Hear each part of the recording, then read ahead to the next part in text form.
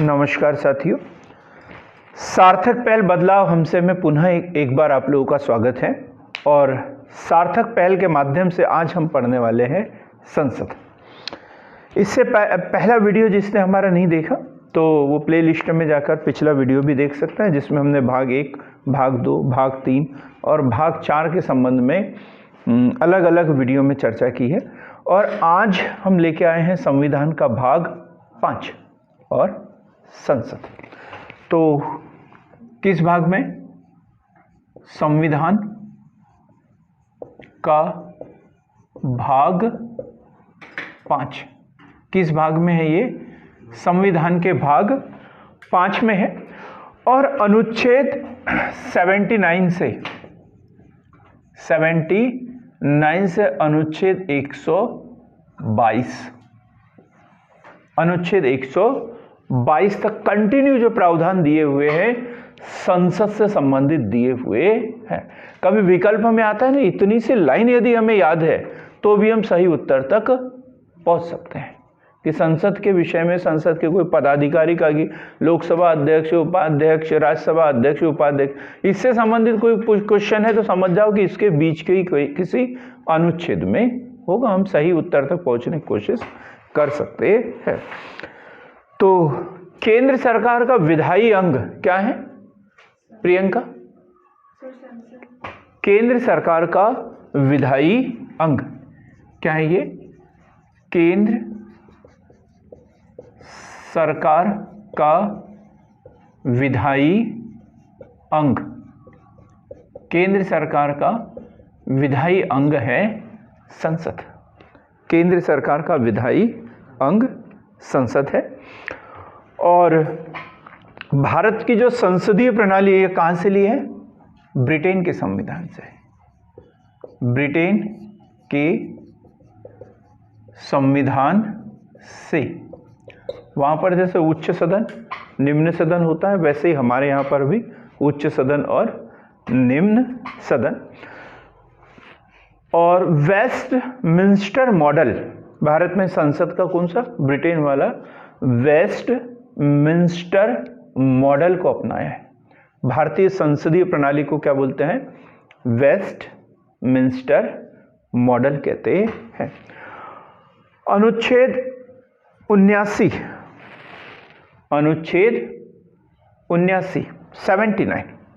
अब एक एक अनुच्छेद हमें याद रखना पड़ेगा। अनुच्छेद 79, आर्टिकल 79। आर्टिकल 79 में क्या है? संसदीय शासन प्रणाली। संसदीय शासन प्रणाली या संसद का प्रावधान अनुच्छेद 79 में है। और उत्तरदायी सरकार, उत्तरदायी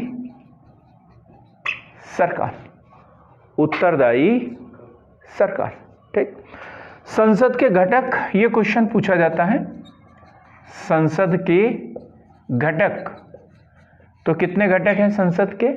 दीक्षा, संसद के कितने घटक हैं? 3। कौन कौन से? उच्च सदन, निम्न सदन और तीसरे जो है वो है राष्ट्रपति। उच्च सदन अर्थात राज्यसभा, निम्न सदन अर्थात लोकसभा और राष्ट्रपति। तो उच्च सदन, निम्न सदन और राष्ट्रपति। संसद के कितने सदन हैं हेमलता? 3। अंकित? संसद के 2 सदन हैं। हम जब सदन की बात करते हैं तो संसद के सदन, ठीक है। संसद के 2 सदन है, उच्च सदन और निम्न सदन, राज्यसभा और लोकसभा। संसद के घटक पूछे तो 3, लोकसभा, राज्यसभा और राष्ट्रपति। सदन पूछे तो 2, घटक पूछे तो 3, याद रखना बराबर। तो राष्ट्रपति जो है ये जो राज्यसभा या लोकसभा दोनों में से किसी भी सदन का ना तो सदस्य होता है, ना ही इनकी बैठकों में भाग लेता है, लेकिन ये संसद का अभिन्न अंग होता है। संसद का अभिन्न अंग होता है। संसद को हम केंद्रीय व्यवस्थापिका या विधायिका कहते हैं। संसद को हम केंद्रीय व्यवस्थापिका या विधायिका कहते हैं।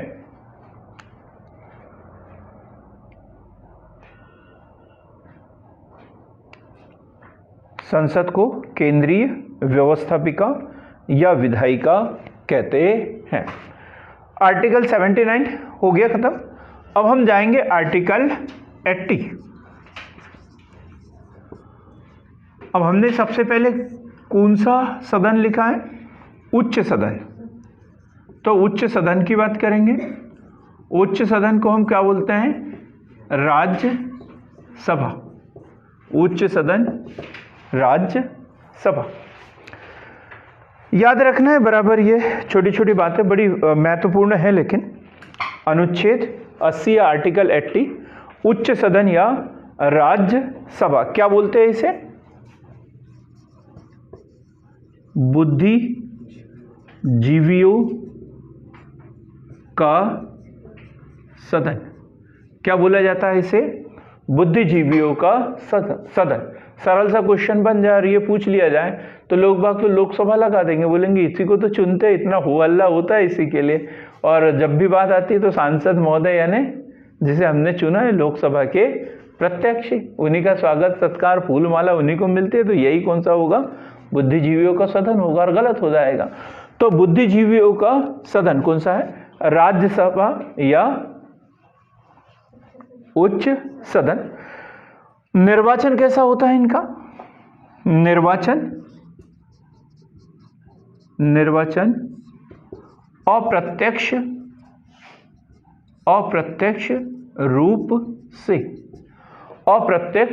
रूप से इनका जो निर्वाचन होगा अप्रत्यक्ष रूप से किसके प्रतिनिधि होते हैं? इसके सदस्य राज्य के प्रतिनिधि होते हैं। किसके?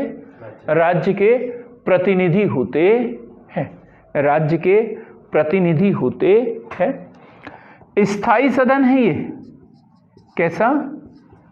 स्थायी सदन है। जैसे लोकसभा भंग हो जाती है, लोकसभा भंग हो जाती है, राज्यसभा कभी भंग नहीं होती। 250 सदस्य हैं और प्रत्येक 2 वर्ष के बाद इसके जो 1/3 सदस्य होते हैं वो सेवानिवृत्त होते जाते हैं और उनके स्थान पर नए सदस्यों का चुनाव होते जाता है। लेकिन कभी भी पूरी राज्यसभा एक साथ भंग नहीं होती। 250 सदस्य। इसका जो सदस्य होता है उसका कार्यकाल 6 वर्ष। सदस्य का जो कार्यकाल होता है वो कितने वर्ष होता है? 6 वर्ष होता है। इंग्लैंड के संविधान से यदि हम तुलना करें तो वह हाउस ऑफ लॉर्ड्स और हाउस ऑफ कॉमन्स 2 सदन है। तो ये राज्यसभा किसके समान है? House of Lords. ब्रिटेन का जो ब्रिटेन की जो संसद है उसका जो हाउस ऑफ लॉर्ड्स है उसकी तरह ये स्थापित है। और स्वतंत्रता के पूर्व भी इसे क्या बोला जाता था?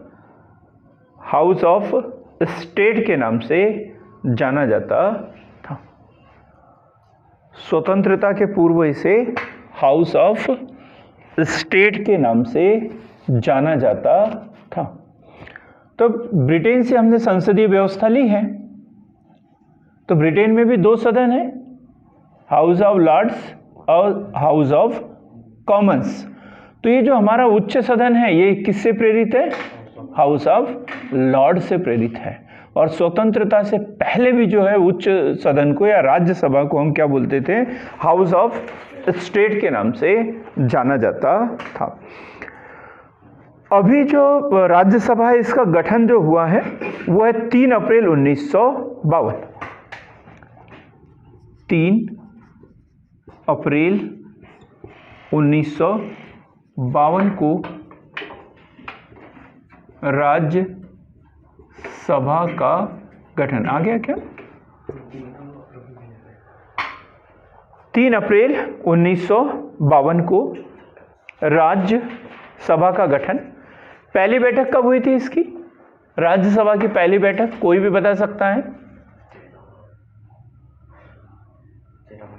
13 मई 1952 पहली बैठक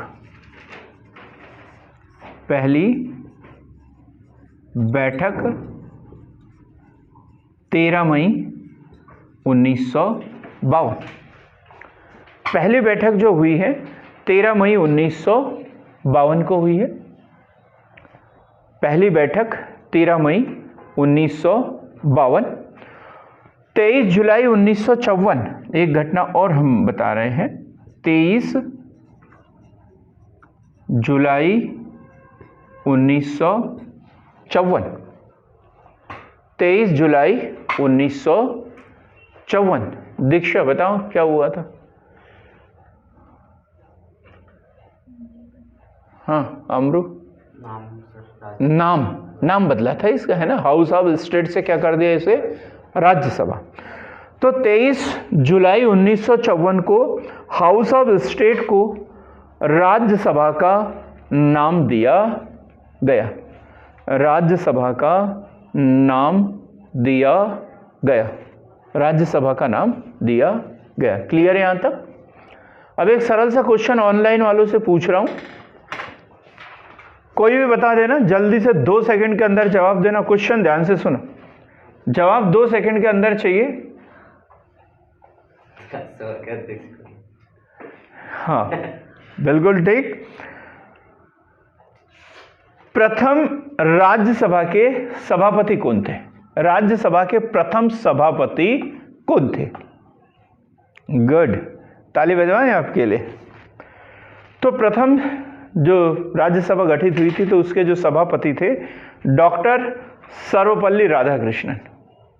डॉक्टर सर्वपल्ली राधाकृष्णन।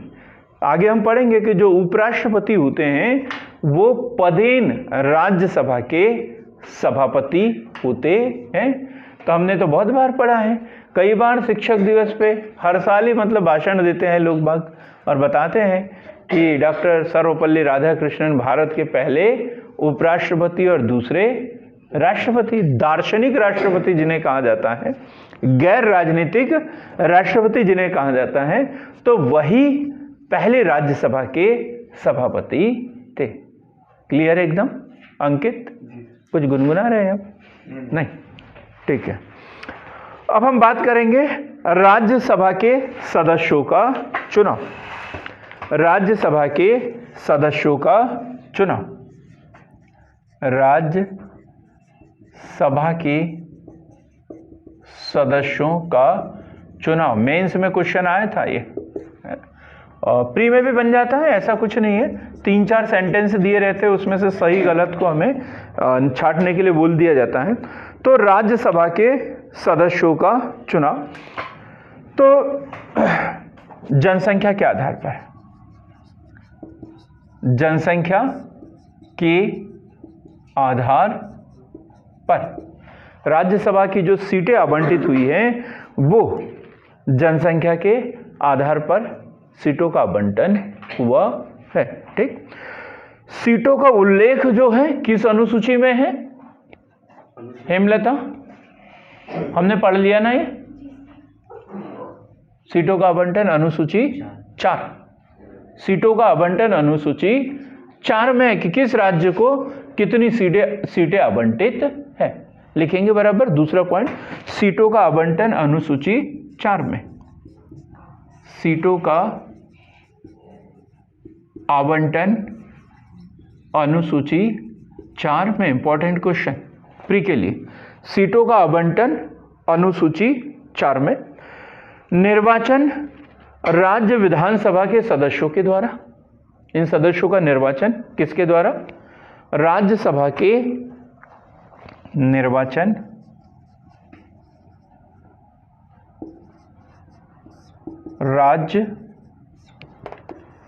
विधान सभा के सदस्यों द्वारा, निर्वाचन राज्य विधानसभा के सदस्यों के द्वारा। इनकी पद्धति, ये क्वेश्चन भी पूछा जाता है, निर्वाचन की पद्धति। कविता मैडम आप बता दीजिए।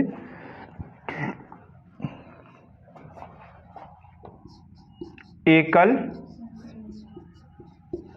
संक्रमणीय आनुपातिक पद्धति, एकल संक्रमणीय आनुपातिक पद्धति। हम इसे डिटेल में पढ़ेंगे क्या होती है एकल संक्रमणीय आनुपातिक पद्धति, एक व्यक्ति को कितने बार वोट देने का अधिकार है, कैसे पसंद रखता है, क्या होता है, वो सब हम इसमें डिटेल में पढ़ेंगे। अभी तो याद रखें कि राज्यसभा के सदस्यों का जो आवंटन हुआ है जनसंख्या के आधार पर हुआ है और सीटों का आवंटन अनुच्छेद 4 में बताया गया है। निर्वाचन जो है राज्य विधानसभा के सदस्यों द्वारा किया जाता है और पद्धति जो होती है इनकी एकल संक्रमणीय आनुपातिक पद्धति होती है। इनके सदस्यों का चुनाव होने के लिए एक एक्ट है, जन प्रतिनिधित्व अधिनियम 1961। पहले 51 था, फिर 61 में उसमें संशोधन हुआ है। तो निर्वाचन जो होगा जन प्रतिनिधित्व अधिनियम 1951 व 1961 दोनों लिख ले।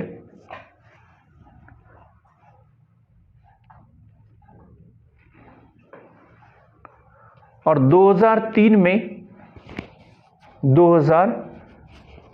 में संशोधन कर ओपन बैलेट कर दिया है, ओपन बैलेट कर दिया है। ये पूरी पद्धति हम समझेंगे अलग से, अभी तो जो की पॉइंट है वो हमें याद होना चाहिए और मेरे ख्याल से समझ में आ गया होगा। अंकित पक्का? ठीक है, आगे बढ़ते हैं।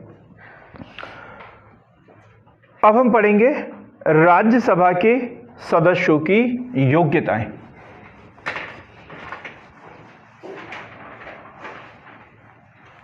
राज्यसभा के सदस्यों की योग्यताएं, हम अनुच्छेद 80 पढ़ रहे हैं अभी, है ना, याद रखना। जैसे ही हम आगे जाएंगे बता देंगे कि अब हम 81 पे पहुंच गए हैं। राज्यसभा सदस्यों की योग्यताएं 10th क्लास में भी पढ़ा है आप लोगों ने, लेकिन अब है तो पढ़ना पड़ेगा। राज्यसभा सदस्य की योग्यताएं, और पहला प्रश्न यही है, 30 वर्ष की आयु पूर्ण कर ली हो। ये बड़ा कंफ्यूज करने वाला क्वेश्चन है, क्योंकि यहाँ पे क्या है, हमारे पास में आयु आती है 21 वर्ष, फिर 25 वर्ष, 30 वर्ष और 35 वर्ष। तो 21 वर्ष किसके लिए? सरपंच, मतलब स्थानीय प्रशासन की बात करें तो 21 वर्ष। लोकसभा और विधानसभा, क्या लोकसभा और विधानसभा, इसके लिए कितना? 25 वर्ष। 25 वर्ष। क्या 25 वर्ष का व्यक्ति प्रधानमंत्री बन सकता है, मुख्यमंत्री बन सकता है? तो यस, बन सकता है। 25 वर्ष लोकसभा और विधानसभा। 30 वर्ष किसके लिए? राज्यसभा और विधान परिषद। यदि किसी राज्य में है तो विधान परिषद, राज्यसभा और विधान परिषद के लिए 30 वर्ष। और 35 वर्ष किसके लिए? राष्ट्रपति, उपराष्ट्रपति, राज्यपाल। राज्यपाल, इनके लिए कितनी उम्र होना चाहिए? 35 वर्ष। बार बार ये क्वेश्चन अभी 1-2 दिन हमारे दिमाग में चलते रहेंगे, जब भी पूछेंगे। अभी लोकसभा आएगा तो फिर उसके सदस्यों की आयु, फिर राज्यपाल, राष्ट्रपति, सब में ये चीजें हमें याद रखना पड़ेगा। इसलिए मैंने टेबल बना दी, अब आप इसको अच्छे से याद कर ले। तो राज्यसभा के सदस्यों की योग्यता है, तो न्यूनतम आयु 30 वर्ष पूर्ण कर ली हो। 30 वर्ष की आयु इसने पूर्ण कर ली हो। लाभ के पद पर न हो, लाभ के पद पर न हो, लाभ के पद पर न हो, क्या मतलब है इसका? लाभ के पद पर न हो मतलब भारत की संचित निधि से उसका वेतन न होता, ट्रेजरी से उसका वेतन न होता हो, भारत सरकार राज्य सरकार के अधीन कहीं पर उसने सवैतनिक पद प्राप्त न किया हो, सवैतनिक पद प्राप्त न किया हो, मतलब ये लाभ का पद है। हम इसे भी डिटेल में पढ़ेंगे लाभ का पद क्या होता है और कौन कौन से पदों को लाभ के पद के दायरे से बाहर रखा हुआ है, वो सब हम पढ़ेंगे। अभी तो इतना याद रखें कि लाभ के पद पर न हो, भारत का नागरिक हो, भारत का नागरिक हो, भारत का नागरिक हो। अब हमने तो नागरिकता पढ़ लिया भाग 2 में, अनुच्छेद 5 से लेकर 11 तक पूरा पढ़ लिया ना। नागरिकता कैसे प्राप्त करते हैं, नागरिकता कैसे जाती है, ओवरसीज नागरिकता क्या होती है, ये सब हमने पढ़ लिया। तो भारत का नागरिक हो, सिर्फ जो भारत का नागरिक है वही राज्यसभा का सदस्य बन सकता है। अमेरिका का नागरिक नहीं बन सकता, पाकिस्तान का नागरिक नहीं बन सकता। मुस्लिम बन सकता है, पाकिस्तान का नागरिक नहीं बन सकता। क्लियर एकदम। अब इसके बाद में अगला हम देखें, पागल या दिवालिया ना हो, पागल या दिवालिया न हो। पागल घोषित करना हॉस्पिटल का काम है, दिवालिया घोषित करना बैंक का काम है, लेकिन ये दोनों चीजें घोषित कौन करता है? न्यायाधीश। किसी सक्षम न्यायाधीश द्वारा उसे पागल या दिवालिया घोषित न किया गया, वो डॉक्टर के बयान लेंगे। उसके बाद बैंक करप्ट यदि है तो दिवालिया घोषित किया तो पहले बैंक वालों को जहां जहां से लोन लिया उनको बुलाएंगे और न्यायालय घोषित करेगा, ना कि कोई आर्थिक संगठन उसे घोषित करेगा। क्लियर हो गया ना एकदम। सक्षम न्यायालय द्वारा उसे पागल या दिवालिया घोषित न किया गया हो। क्लियर हो गई ना, ये उसकी अनिवार्य योग्यताएं हैं। 30 वर्ष की आयु पूर्ण कर ली हो, लाभ के पद पर न हो, भारत का नागरिक हो, पागल या दिवालिया घोषित न किया गया हो। आगे हम पढ़ेंगे और भी अयोग्यताएं आएगी, अनुच्छेद 102, अनुच्छेद 103 में हम पढ़ेंगे कि संसद सदस्य के लिए कौन कौन से निर्योग्यताएं होती है, जैसे 2 वर्ष की जेल हो गई, ये सब हम पढ़ेंगे। लेकिन मुख्य अयोग्यताएं मतलब योग्यताएं उसके लिए ये। क्लियर एकदम। फिर बाकी अयोग्यताओं में पढ़ लेंगे, अभी योग्यताएं पढ़ ले, फिर बाकी अयोग्यताओं में पढ़ लेंगे। क्लियर यहां तक? आगे बढ़े। प्रियंका? यस सर, बोला करो, नंदी जैसी गर्दन नहीं हिलाना। राज्यसभा के सदस्यों की संख्या, राज्यसभा के सदस्यों की संख्या कोई बताए जरा, ऑनलाइन वाले बता दे। 250। राज्यसभा के सदस्यों की संख्या 250 है। 230 क्या है भाई, आप ही बताओ। 230 क्या, कंफ्यूज इसी में तो होते हैं। 250, 230, 545, 552, इसमें कंफ्यूज होते रहते हैं। तो 230 क्या है? नहीं जी, 230 मध्य प्रदेश विधानसभा के सदस्यों की संख्या है। और हम किसकी बात कर रहे हैं? राज्यसभा। राज्य विधानसभा की 230 है, मध्य प्रदेश राज्यसभा। सही बोला था सूर्यवंशी सर ने, एकदम सही बोला था, 250। वर्तमान में कितने सदस्य?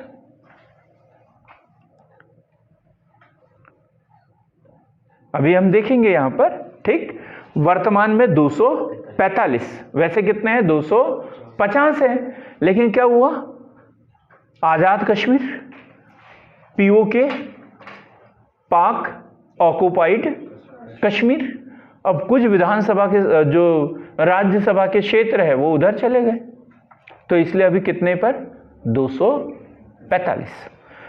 तो कुल सदस्य, कुल संख्या कितनी है? 250। और वर्तमान में कितनी है?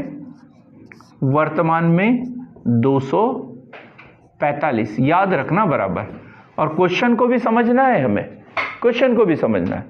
और 245 में भी 238 का निर्वाचन होगा और 12 सदस्यों का मनोनयन, 12 सदस्यों का मनोनयन। हमने देखा था कितने टोटल, जैसे संविधान सभा का गठन होने वाला था तब 296 सदस्यों का क्या होना था, चुनाव होना था, और बाकी 93 देशी रियासतों के प्रतिनिधि जो उनका मनोनयन होना था। तो ऐसे ही जो केंद्र शासित प्रदेश वगैरह हैं तो उनका 12 सदस्य जो है वो मनोनीत किए जाते हैं, राष्ट्रपति द्वारा मनोनीत किए जाते हैं। हमने पढ़ लिया, आयरलैंड के संविधान से लिया है, 12 सदस्यों को मनोनीत करना, पढ़ाना हमने। अब किस क्षेत्र के होते हैं ये, किस क्षेत्र के होते हैं ये 12 सदस्य जो मनोनीत किए जाते हैं? तो साहित्य, कला, विज्ञान, सहकारिता, इस क्षेत्र के विशेषज्ञ सदस्यों को जो है इसमें 12 सदस्यों को मनोनीत किया जाता है। कितने सदस्यों को? 12 सदस्यों को मनोनीत किया जाता है। और 238 सदस्यों का निर्वाचन, अभी पढ़ लिया हमने निर्वाचन की प्रक्रिया। राज्य विधानसभा द्वारा निर्वाचित किया जाता है, इनको एकल संक्रमणीय आनुपातिक पद्धति से निर्वाचित किया जाता है, ये पढ़ लिया। अब वर्तमान में 245 है तो इसमें निर्वाचन कितने का होगा? बैकुंठ सर आप ही बताएं। 245 है तो अब निर्वाचन कितने का होगा? भाई 250 में से 238 का निर्वाचन होता है, 12 मनोनीत किए जाते हैं, तो 245 में से कितने सदस्यों का निर्वाचन होगा और कितने मनोनीत होंगे?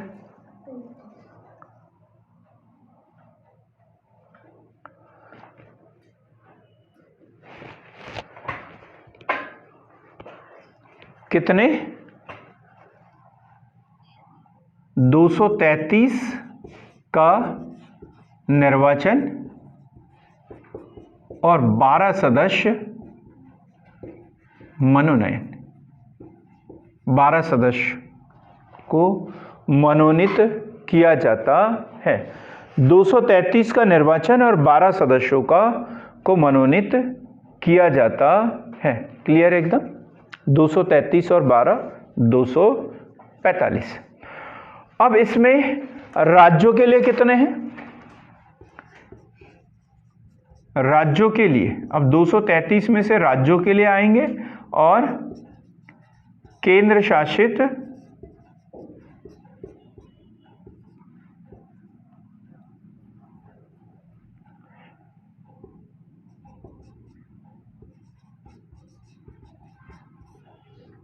प्रदेशों के लिए, प्रदेशों के लिए। अब बताएं जरा राज्यों के लिए कितने?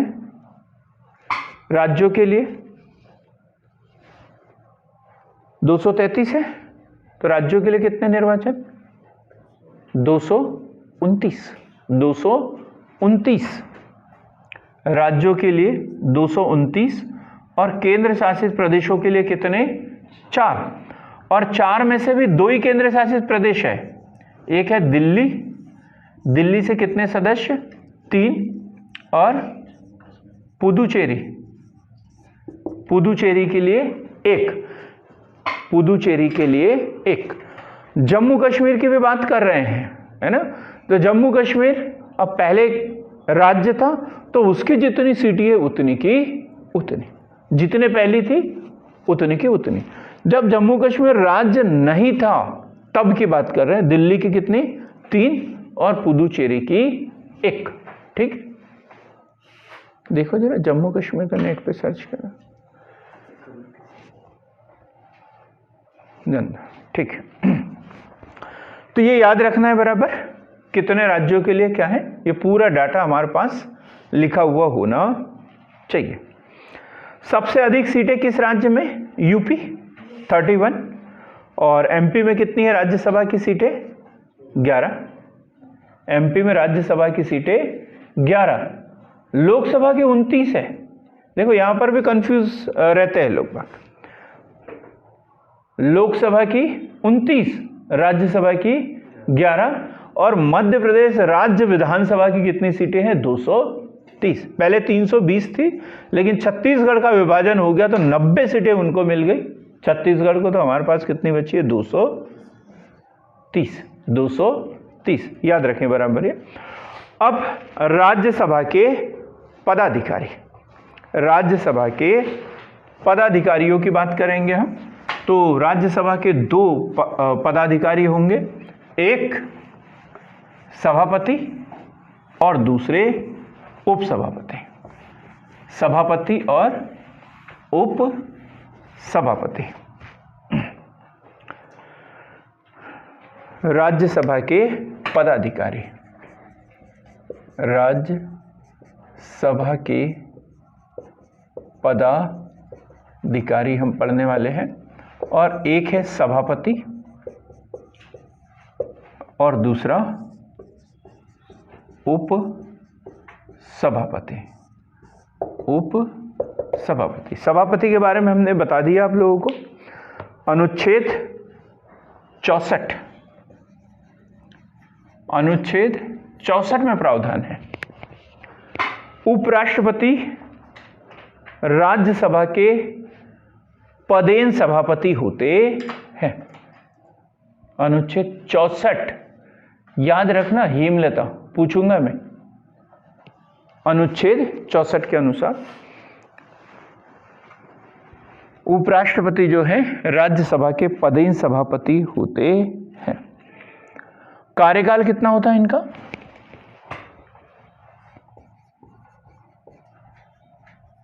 उपराष्ट्रपति कार्यकाल कितना होता है? राज्यसभा के सदस्य का कार्यकाल अभी पढ़ाया था मैंने, कितने वर्ष का होता है?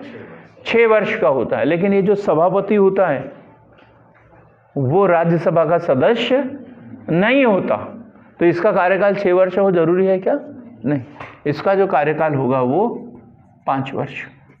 राष्ट्रपति, उपराष्ट्रपति, राज्यपाल, इन सब का कार्यकाल, राज्यपाल का तो कोई निश्चित नहीं है, लेकिन राष्ट्रपति उपराष्ट्रपति का कार्यकाल कितने वर्ष का? 5 वर्ष का। तो कार्यकाल जो होता है इनका 5 वर्ष का होता है। अब इनका सत्र यदि बात करें तो हर 6 महीने में सत्र, एक सत्र होता है। मतलब 2 सत्रों के बीच में 6 महीने से अधिक का समयांतर नहीं होना चाहिए, नहीं होना चाहिए। पहले सभापति हमने बता दिया, राज्यसभा के कौन थे? डॉक्टर सर्वपल्ली राधाकृष्णन। और वर्तमान में कौन है राज्यसभा के सभापति? जगदीप धनखड़ है। जो अभी उपराष्ट्रपति है वो राज्यसभा के सभापति होंगे। ठीक, अब क्या कार्य करते हैं ये उपराष्ट्रपति या सभापति के कार्य? उपराष्ट्रपति या सभापति के कार्य कौन कौन से कार्य करते हैं? तो सत्र के दौरान केवल सभापति के रूप में कार्य करता है। 3 नंबर का क्वेश्चन आ जाता है ये मेंस में, तब हमें समझ में ही नहीं आता कि क्या कार्य करते होंगे। हमें उपराष्ट्रपति के कार्य तो पता है कि राष्ट्रपति की अनुपस्थिति में ये राष्ट्रपति का कार्य करते हैं, लेकिन सभापति के रूप में उपराष्ट्रपति क्या काम करते हैं? यदि ऐसा क्वेश्चन दे देते हैं उसमें सभापति के रूप, राज्यसभा के सभापति के रूप में उपराष्ट्रपति के कार्य लिखिए, तब तो फिर चुप हो जाता है, एकदम मौन। ठीक, तो क्या सत्र के दौरान केवल सभापति के रूप में कार्य करना, बैठकों की अध्यक्षता करना, व अनुशासन बनाए रखना। बैठकों की अध्यक्षता करना व अनुशासन बनाए रखना। राज्यसभा में विधेयक पारित करने की अनुमति देना। कौन से विधेयक को पारित करने की अनुमति दे सकते हैं? धन विधेयक को छोड़कर, क्योंकि धन विधेयक जो होता है वो केवल लोकसभा में रखा जाता है, तो उनको छोड़कर साधारण विधेयक हो या संविधान संशोधन विधेयक हो, ये कोई भी विधेयक जो है वो राज्यसभा में प्रस्तुत किया जा सकता है। तो उसकी अनुमति कौन देगा? सभापति देगा। ठीक, क्लियर हो गया। राज्यसभा में विधेयक प्रस्तुत करने की अनुमति देना। अब यदि विधेयक रखा है और उसके बहस होना है, मतदान होना है, बराबर मत पड़ जाए, तो फिर उस समय क्या करेगा? ये निर्णायक मत देना। निर्णायक मत देना। निर्णायक मत देना। निर्णायक मत देना। कार्यकाल कितना होता है इनका? 5 वर्ष, हमने पहले ही बता दिया। तो निर्णायक मत देना आदि इनके कार्य हैं। अब हम बात कर रहे हैं उपसभापति। उपसभापति।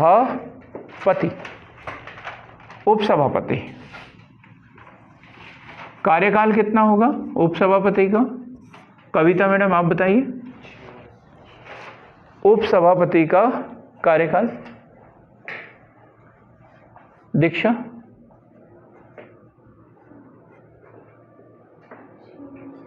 कितना? 6 वर्ष। 6 वर्ष, क्योंकि ये राज्यसभा का सदस्य होता है और जो 250 सदस्य 245 सदस्य हैं उनमें से किसी एक को चुन लिया जाता है, आपसी सहमति से चुना जाता है। तो ये राज्यसभा का सदस्य है और राज्यसभा के सदस्य के लिए आयु कितनी है? कार्यकाल कितना है? 6 वर्ष। तो ये इसकी आयु कितनी हो सकती है? 30 वर्ष। आयु 30 वर्ष हो सकती है और कार्यकाल कितना? 6 वर्ष। कार्यकाल इनका 6 वर्ष होता है, याद रखेंगे बराबर। आयु 30 वर्ष और कार्यकाल 6 वर्ष। राज्यसभा में से सर्वसम्मति से चुना जाता है और सभापति द्वारा नियुक्ति की जाती है इसके, सभापति द्वारा। ठीक,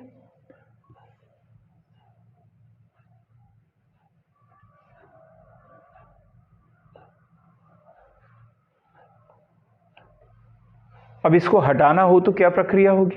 कार्य तो वही है जो सभापति के होते हैं, है ना। सभापति की अनुपस्थिति में ये सभापति के कार्य करता है, कार्य तो वही है। सभापति की अनुपस्थिति में सभापति के कार्य करता है। हटाने की प्रक्रिया क्या होगी? कोई समझाएगा क्या? जयंत कुमार आप बताएंगे कुछ? हाँ, सिंपल प्रस्ताव से हटा दिया जाता है, 14 दिन की सूचना देना। हाँ बिल्कुल बिल्कुल बिल्कुल। राज्यसभा के प्रस्ताव द्वारा, राज्यसभा के प्रस्ताव द्वारा, लेकिन 1/4 सदस्यों द्वारा लाना चाहिए। राज्यसभा के कितने? 1/4 सदस्य, 25% सदस्य कम से कम। राज्यसभा के 1/4 सदस्य के प्रस्ताव द्वारा 14 दिन पूर्व उसे सूचना देना होता है। प्रस्ताव जब लाया जाएगा तो उसके 14 दिन पूर्व सूचना देना होता है। लेकिन क्या 1/4 सदस्यों द्वारा प्रस्ताव पारित किया जा सकता है? नहीं, नहीं, वो उसके पारित करने से काम नहीं चलेगा और 2/3 बहुमत से पारित करवाना होता है। 2/3 बहुमत से पारित करवाना होता है। 2/3 बहुमत से पारित करवाना होता है।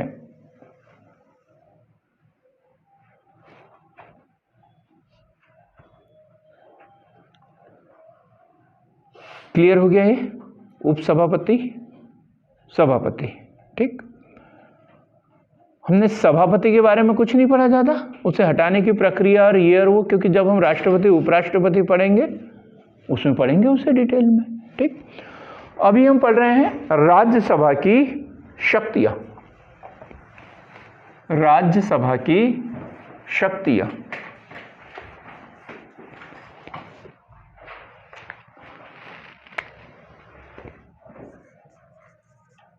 राज्यसभा की शक्तियां अभी पढ़ेंगे हम, फिर लोकसभा पढ़ेंगे, फिर दोनों में अंतर भी लिखना पड़ता है, दोनों में से कौन शक्तिशाली है, कौन किसको ज़्यादा शक्तियाँ दी है, किस विषय पे ज़्यादा शक्तियाँ दी है। ये तो सबसे पहला है विधायी शक्तियाँ। विधायी शक्तियाँ अंकित क्या होता है ये विधायी शक्तियाँ? कानूनी शक्तियाँ जो विधि बनाने की शक्ति। विधि बनाने की शक्ति। तो विधायी शक्ति में देखें तो साधारण विधेयक प्रस्तुत किया जा सकता है। साधारण विधेयक राज्यसभा में प्रस्तुत किया जा सकता है। साधारण विधेयक राज्यसभा में प्रस्तुत किया जा सकता है। तो साधारण विधेयक की शक्ति है इसकी, साधारण विधेयक। लोकसभा से यदि कोई विधेयक आ जाए, जैसे इसमें तो प्रस्तुत कर दिया, ठीक, यदि लोकसभा में कोई साधारण विधेयक प्रस्तुत हो जाए, वो पारित हो जाए और इसके पास आए, तो उसे पुनर्विचार के लिए लौटा सकता है।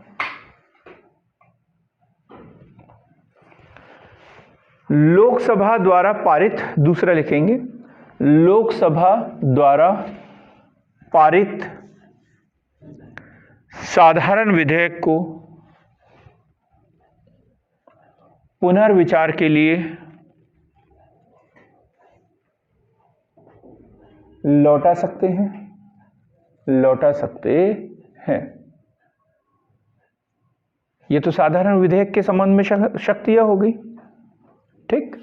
हमने संविधान संशोधन नहीं लिखा, इसे अगले पॉइंट में पढ़ेंगे, नहीं तो बोलेंगे संविधान संशोधन विधेयक भी तो है, उसे अलग से पढ़ेंगे हम, ठीक। अब यहां पढ़ेंगे अब धन विधेयक, दूसरा धन विधेयक। अभी हम डिटेल में पढ़ने वाले हैं, अनुच्छेद 110, 112 सब पढ़ेंगे इसमें।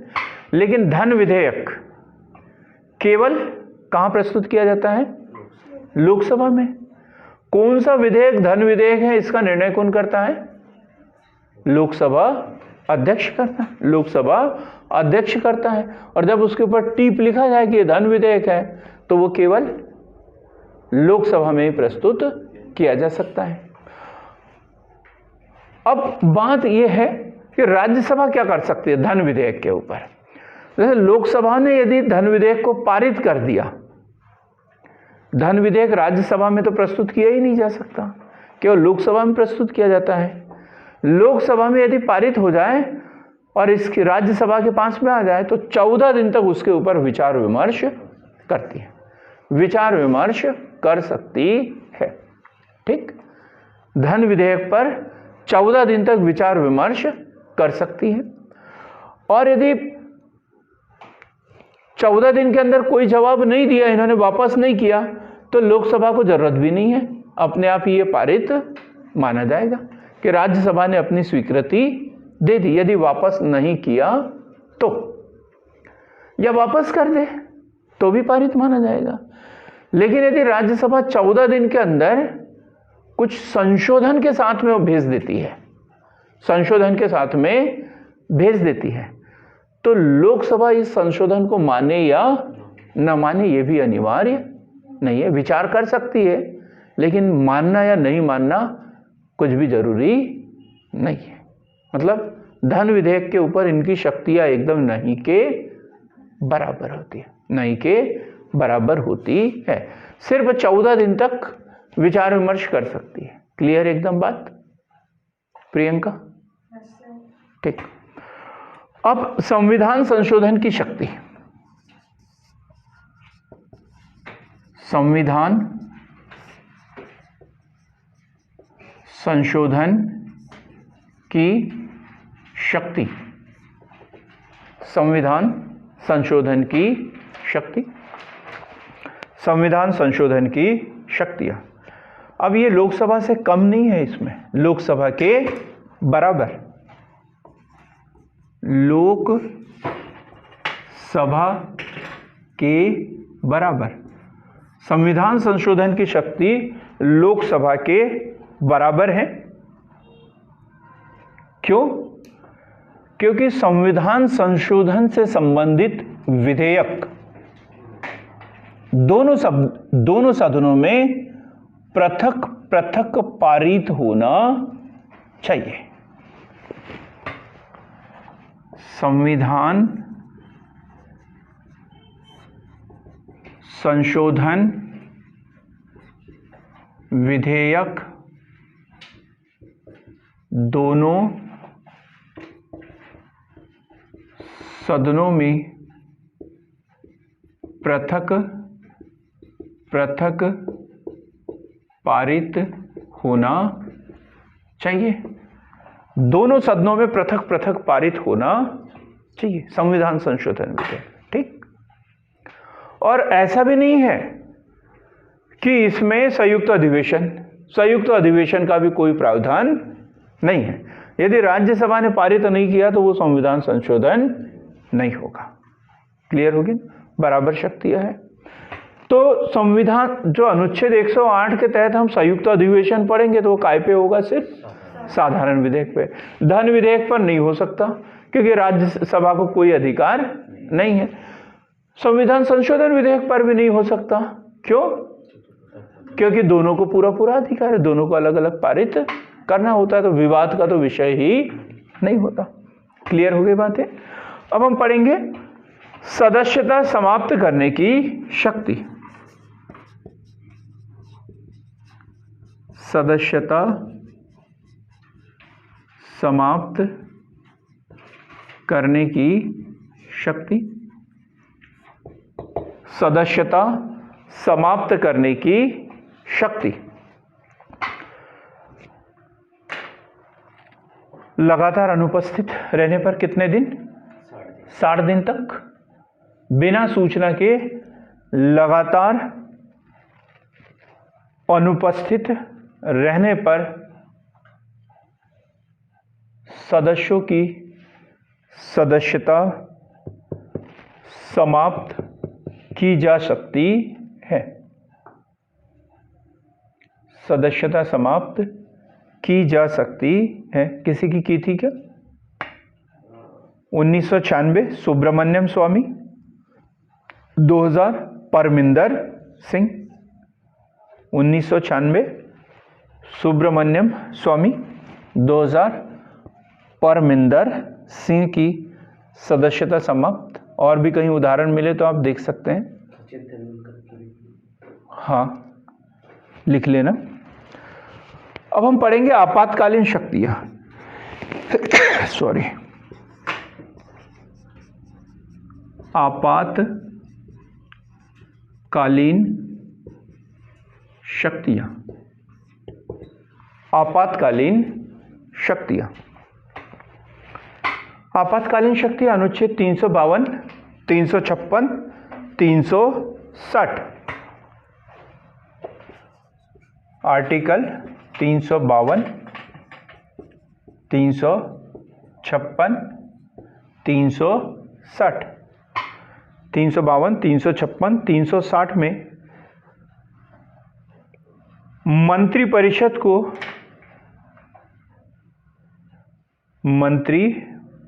को लिखित सिफारिश करना होता है। लिखित सिफारिश करना होता है।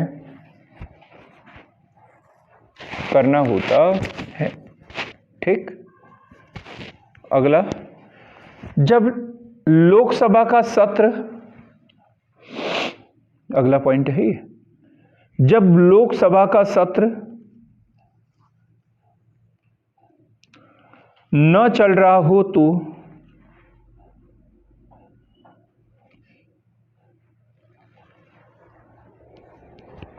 राज्यसभा विधेयक पारित कर राष्ट्रपति को दे सकती है। क्लियर एकदम? दोनों स्थिति में मंत्रिपरिषद को लिखित सिफारिश करना होता है। आपातकाल की जो सिफारिश, आपातकाल लगाना है कुछ है तो लोकसभा भी सिफारिश कर सकती है और राज्यसभा भी कर सकती है, ठीक। और यदि लोकसभा का सत्र न चल रहा हो और अनिवार्य कोई कानून बनाना हो तो फिर राज्यसभा भी कानून मतलब विधेयक पारित कर राष्ट्रपति को दे सकती है। तो ये कौन सी शक्ति है? आपातकालीन शक्ति है। अब पांचवा, राज्य सूची। राज्य सूची के विषय को हटाने की शक्ति। राज्य सूची यह एक अनुच्छेद हमें बड़ा महत्वपूर्ण पढ़ना है, एग्जाम में अक्सर पूछा जाता है। 249 अनुच्छेद 249। अनुच्छेद 249 के तहत राज्यसभा, अनुच्छेद 249 आर्टिकल 249, अनुच्छेद 249 के तहत राज्यसभा राज्य सूची के किसी भी विषय को राष्ट्रीय महत्व का बताते हुए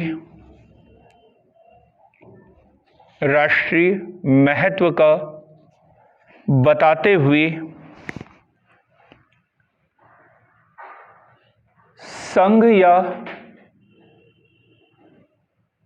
समवर्ती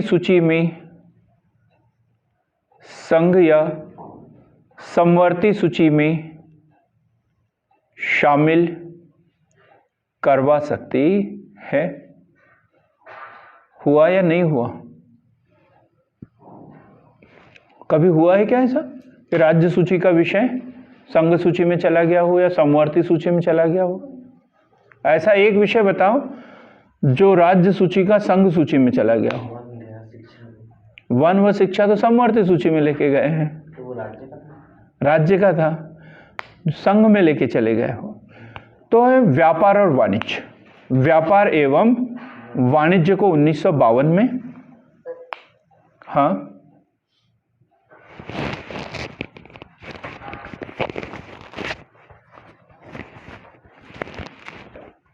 कोई कुछ बोल रहा है क्या? हाँ ठीक है, हाँ उसको भी पढ़ेंगे।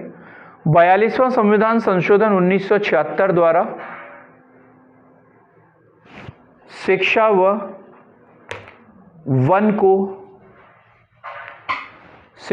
वन को समवर्ती सूची में शामिल किया गया। शिक्षा व वन को समवर्ती सूची में शामिल किया गया। एक बार क्वेश्चन आया था सरिता मेंस में, 42वां संविधान संशोधन लघु संविधान है, स्पष्ट कीजिए। तो ये टुकड़ों टुकड़ों में हम पढ़ते जा रहे हैं। जैसे हमने क्या पढ़ा, 42वां संविधान संशोधन 1976 द्वारा मौलिक कर्तव्य जोड़े गए। और क्या पढ़ा, प्रस्तावना में संशोधन हुआ, पंथ निरपेक्षता, अखंडता शब्द, समाजवादी शब्द जोड़े गए। ये तीसरा पॉइंट पढ़ा। तो ऐसे आपको एकत्रित करना है, दिमाग में चलते रहना चाहिए। बड़ा क्वेश्चन बनता है 42वां संविधान संशोधन लघु संविधान है करके, ठीक। संघ 1952 अखिल भारतीय सेवाओं का सृजन, जो छठवां कार्य है, ये क्वेश्चन भी इंपॉर्टेंट है। अखिल भारतीय सेवाओं का सृजन, अखिल भारतीय सेवाओं का सृजन, अनुच्छेद 312, अनुच्छेद 312 के तहत जो राज्यसभा है वो अखिल भारतीय सेवाओं का सृजन कर सकती है। जैसे IAS है, IFS हैं और IPS है। उस तरीके से अखिल भारतीय सेवाओं का सृजन राज्यसभा कर सकती है। हम डिटेल में पढ़ेंगे जब सेवाएं पढ़ेंगे तब कि कौन सी अनुशंसाएं की गई, राज्यसभा ने किसको स्वीकार किया, किसको अस्वीकार कर दिया। जैसे IFS भारतीय वन सेवा को इन्होंने बाद में शामिल किया है। ठीक, हम डिटेल में पढ़ेंगे इसे। तो अनुच्छेद 312 ये राज्यसभा का अधिकार, अखिल भारतीय सेवाओं का सृजन कर सकती है। अन्य शक्तियां यदि देखें तो राष्ट्रपति व उपराष्ट्रपति के निर्वाचन में भाग लेना,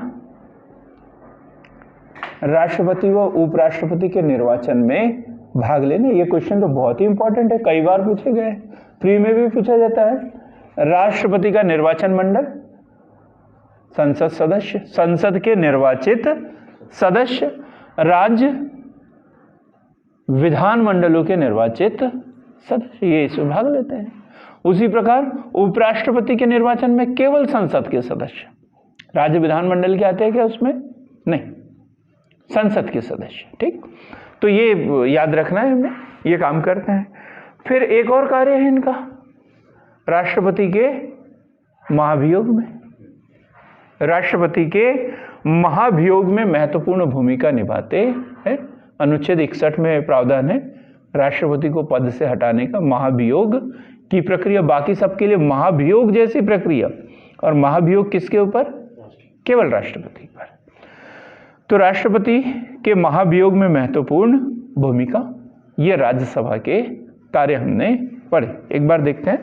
तो विधायी शक्तियां, संविधान संशोधन की शक्ति, सदस्यता समाप्त करने की शक्ति, आपातकालीन शक्तियां, राज्य सूची के विषय को हटाकर समवर्ती सूची या संघ सूची में शामिल करने की शक्ति, अनुच्छेद 249, अखिल भारतीय सेवाओं का सृजन, अनुच्छेद 312, अनुच्छेद 312। क्वेश्चन मेंस में इतना सा आता है, अनुच्छेद 312, अपने दिमाग की घंटी बज जाना चाहिए, काय से संबंधित है। और एक लाइन में लिखना होता है, ज़्यादा उत्तर डिटेल में लिखना नहीं होता, तो गलत नहीं होना चाहिए। लेकिन हम रामायण भी नहीं लिख सकते, उसमें मतलब डिटेल बहुत ज़्यादा भी नहीं लिख सकते, टू द पॉइंट लिखना होता है, तो हमें याद होना चाहिए। अनुच्छेद 312, राज्यसभा अखिल भारतीय सेवाओं का सृजन कर सकती है, बस इतना सा लिखना होता है हमें। ठीक, अब हम पढ़ेंगे लोकसभा, संसद का दूसरा सदन, संसद का दूसरा सदन लोकसभा।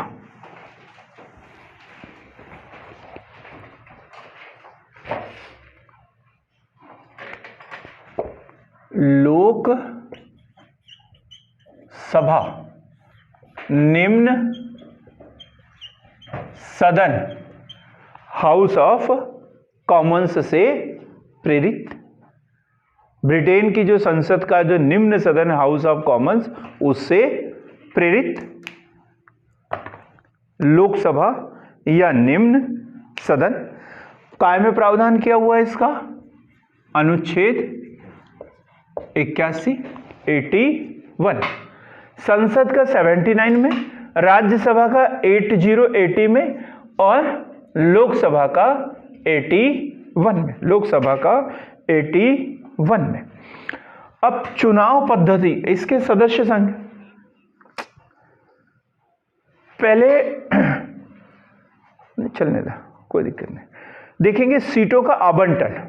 लोकसभा की सदस्य संख्या पहले हम चर्चा करते हैं, लोकसभा की सदस्य संख्या। तो स्थापना जब हुई लोकसभा की, तब कितने सदस्य थे? स्थापना के समय,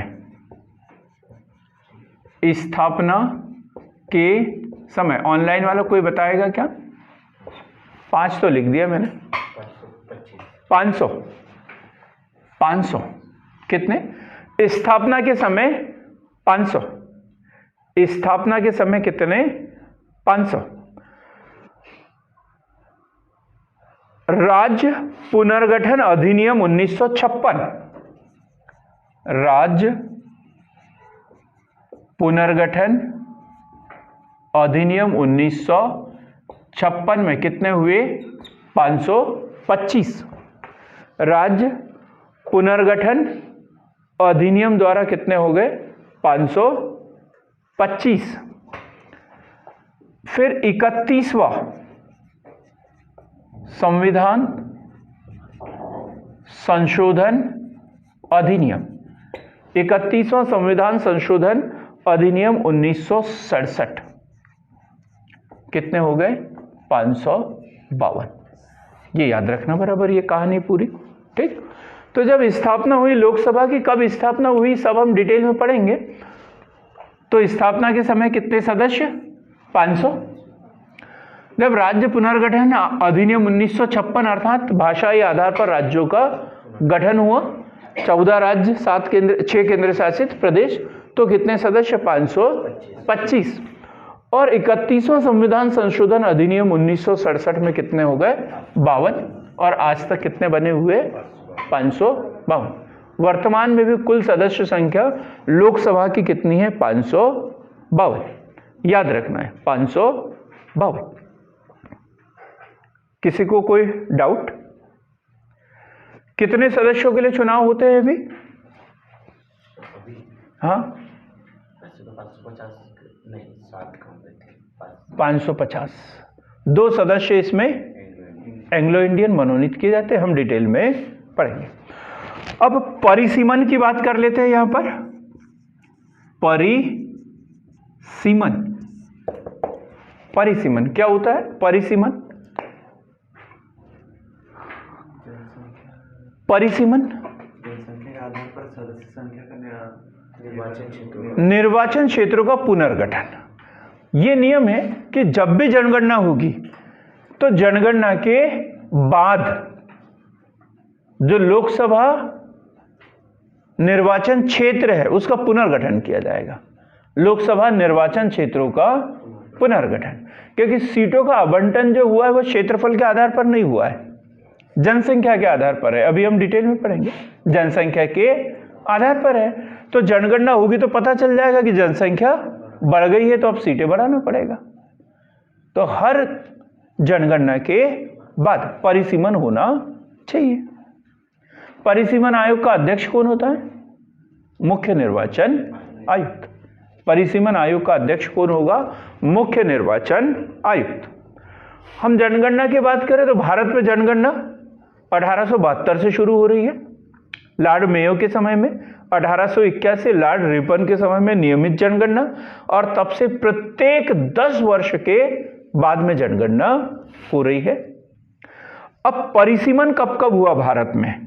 तो 1952, 1951 की जनगणना के बाद 1952, फिर 1962, 1961 की जनगणना के बाद, फिर 1972, 1970 की जनगणना के बाद, और फिर 2002, 2001 की जनगणना के बाद।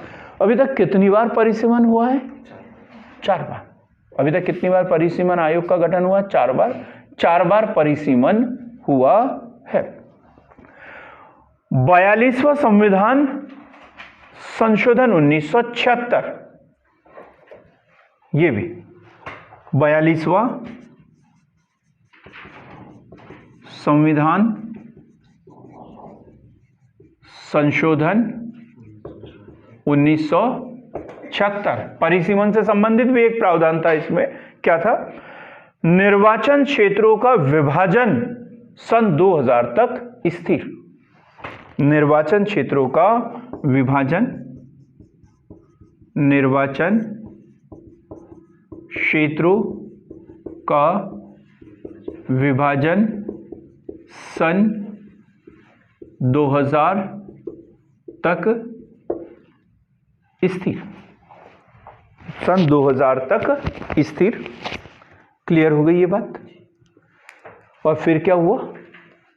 ये हुआ 1972 में परिसीमन हुआ और 1976 में संशोधन कर दिया और 2000 तक स्थिर। अब 2001 में जनगणना हुई और उसके बाद में परिसीमन होना चाहिए, क्योंकि वो जो शर्तें थी वो खत्म हो गई। 84वां संविधान संशोधन 2001, 84वां संविधान संशोधन 2001, 84वां संविधान संशोधन 2001 में क्या बोला? 2026 तक स्थिर,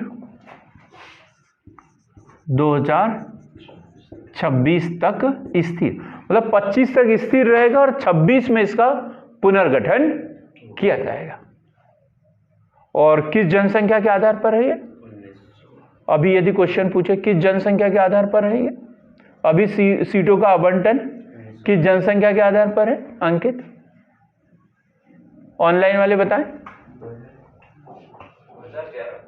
2011 नहीं शांतनु जी, 1971 के आधार पर है अभी भी।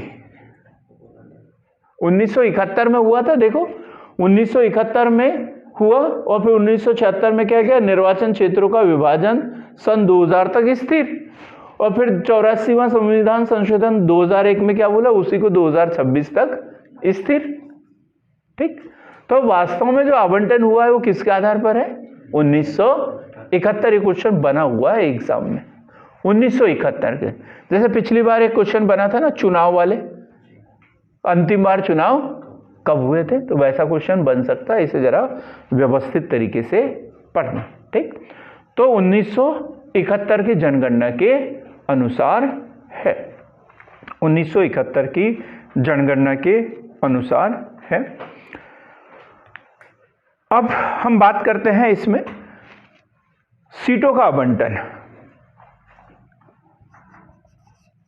सीटों का आवंटन।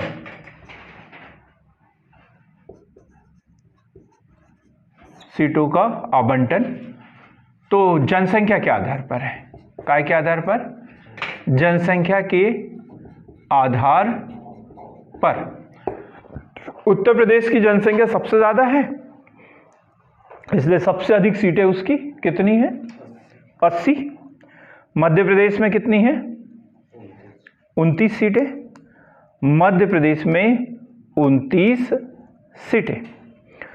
जो 552 हैं, 552, इसमें से 550 निर्वाचित, 550 निर्वाचित और 2 मनोनीत किए जाएंगे। 550 में से भी 530 और 20, 530 राज्यों से और 20 यूटी, यूनियन टेरिटरीज, केंद्र शासित प्रदेश। 530 राज्यों से और 20 जो है यूनियन टेरिटरीज से। लेकिन अभी 545 का ही निर्वाचन होता है हमारे यहाँ, 545। फिर जाएंगे हम कहाँ पर? पीओके के पास में, पाक ऑक्युपाइड कश्मीर के पास में। कुछ संसद सदस्य क्या हो गए हमारे? कम हो गए, तो 545 के लिए ही निर्वाचन होता है वर्तमान में। लेकिन है कितने? 552। उसमें से 550 का निर्वाचन होना है और 2 सदस्यों का मनोनयन होना है। 530 राज्यों के लिए है और 20 सदस्य जो है केंद्र शासित प्रदेशों के लिए है। कल जो हमारा वीडियो होगा हम उसमें वर्तमान स्थिति भी बताएंगे। अभी मेरे पास वो आंकड़ा नोट नहीं है वर्तमान स्थिति, क्योंकि ये स्थिति राज्यसभा के लिए भी बदली है और लोकसभा के लिए भी, क्योंकि जम्मू कश्मीर जो है वो राज्य से केंद्र शासित प्रदेश का दर्जा मिल गया उसे, राज्य से केंद्र शासित प्रदेश का। तो ये आंकड़ा थोड़ा सा बदल गया है। ठीक, कुल 545 है। ठीक, उसमें से 530 तो राज्यों की है, तो इसमें बदलाव होगा। 530 में बदलाव होगा ना, अब केंद्र शासित प्रदेश में जाएंगे। ठीक, हाँ, 545 तो फिक्स है एकदम। ठीक, और वो 2 का भी, 2 का तो अभी हम निराकरण करेंगे, 2 का अभी निराकरण कर देते हैं। ठीक है, अब हम बात करेंगे लोकसभा में सीटों का आरक्षण। सीटों का आरक्षण, आवंटन के बाद हम क्या पढ़ेंगे? सीटों का आरक्षण। शांतनु जी हैं आप आज? तो शांतनु जी,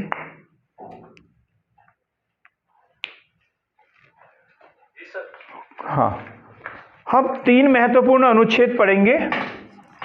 अनुच्छेद 330, अनुच्छेद 331, अनुच्छेद 333, अनुच्छेद 333, अनुच्छेद 332। मुझे ये बताएं, मैं सीटों के आरक्षण के लिए संशोधन किस अनुच्छेद में करना होता है? कोई भी बता सकता है? सर, अनुच्छेद 326 में। अनुच्छेद 326। अरे वो तो वयस्क का मताधिकार वाला बेचारा सीधा साधा आदमी, कोई लेना देना नहीं उसको। हाँ, और कोई बताएं किस अनुच्छेद में संशोधन होता है? ऑनलाइन वाले?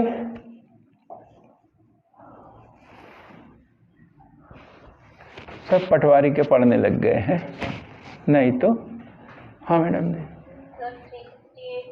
368 के तहत किया जाता है ना कि उसमें होता है। उसमें तो कभी संशोधन होता ही नहीं है, वो संशोधन करता है उसके तहत। तो अनुच्छेद 368 के तहत संशोधन किया जाता है। नहीं जी, 331 इतना सरल तो नहीं पूछता मैं। 338 में तो ओबीसी आयोग की बात की। अनुच्छेद 338 में SC ST OBC आयोग की बात है। हाँ, प्रियंका नींद आ रही? 332 नहीं, अब ये आपके दिमाग के, सब लोगों के दिमाग के बार की बात है। और अनुच्छेद 334, अनुच्छेद 334 जब भी संशोधन होता है, चाहे 104वां संविधान संशोधन की बात करें तो वो क्या है? अनुच्छेद 334। अनुच्छेद 334 में स्पष्ट प्रावधान है कि जो आरक्षण है वो 10 वर्ष के लिए है, 1950 से 1960 तक। अब इसके लिए संशोधन द्वारा हर 10 वर्ष के लिए बढ़ाया जाता है। तो संशोधन काय में होता है? अनुच्छेद 334 में होता है। हुआ कॉन्सेप्ट क्लियर एकदम? अनुच्छेद 334, अनुच्छेद 334। ठीक, अभी हम अब एक एक अनुच्छेद पढ़ रहे हैं। अनुच्छेद 330 लोकसभा में SC ST वर्ग के लिए आरक्षण। अनुच्छेद 330 लोकसभा में SC ST वर्ग के लिए आरक्षण, सीटें आरक्षित है। ठीक, अनुच्छेद 331 काय संबंधित है? लोकसभा में Anglo Indian, 2 Anglo Indian, 2 Anglo Indian.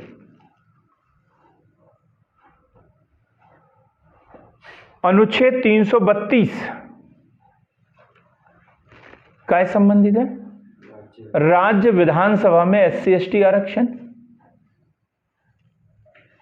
राज्य विधानसभा में SC ST आरक्षण।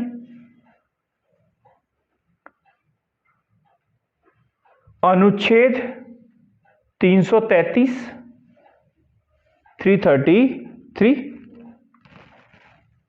राज्य विधानसभा में एंग्लो इंडियन एक सदस्य,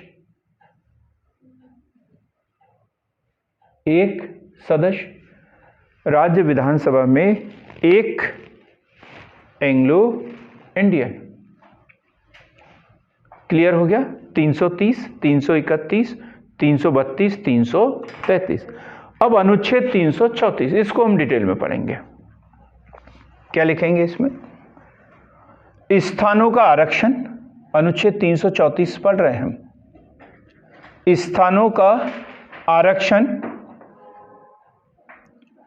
और विशेष प्रतिनिधित्व का, स्थानों का आरक्षण व विशेष प्रतिनिधित्व का कतिपय अवधि के पश्चात न रहना,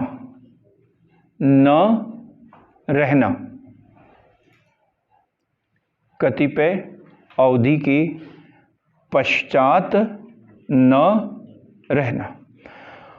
प्रारंभ में आरक्षण 10 वर्षों के लिए, प्रारंभ में आरक्षण 10 वर्षों के लिए,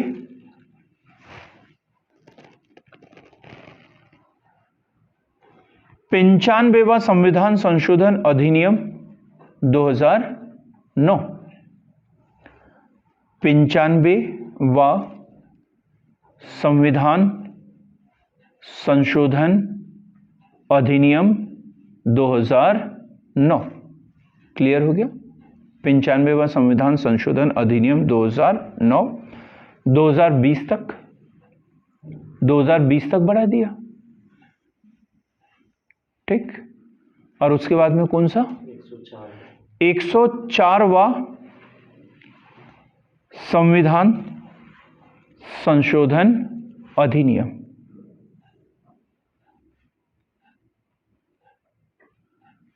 104वां संविधान संशोधन अधिनियम 2019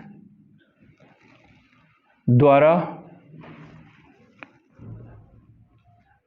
10 वर्षों के लिए बढ़ा दिया, 10 वर्षों के लिए बढ़ा दिया गया। तो अब कब तक के लिए आरक्षण? 2030 तक, 2030 तक हो गया। लेकिन 104वां संविधान संशोधन यही खत्म नहीं हुआ।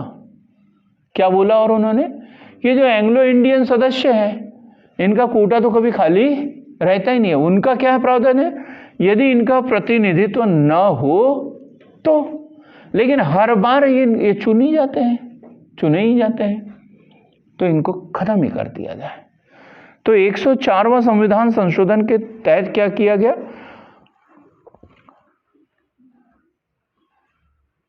लोकसभा में 2 एंग्लो इंडियन व राज्य विधानसभा के 1 एंग्लो इंडियन सदस्यों के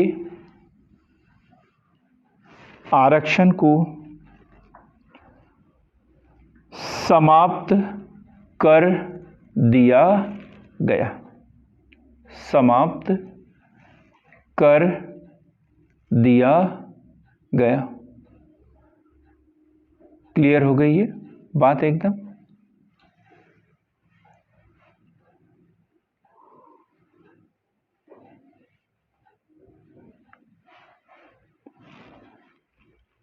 क्लियर हो गई एकदम? लिख लिया?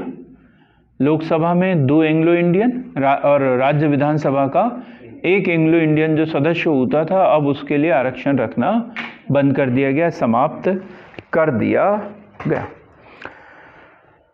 जनसंख्या के आधार पर सबसे बड़ी लोकसभा सीट कौन सी है? जनसंख्या के आधार पर सबसे बड़ी लोकसभा सीट वर्तमान में तो वो है मल्काजगिरी, आंध्र प्रदेश। मल्काजगिरी, आंध्र प्रदेश।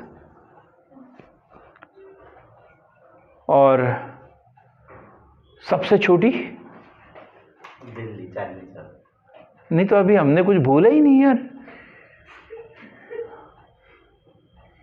बड़ा शौक है आपको चांदनी चौक, सपने में आता है क्या चांदनी चौक? हाँ,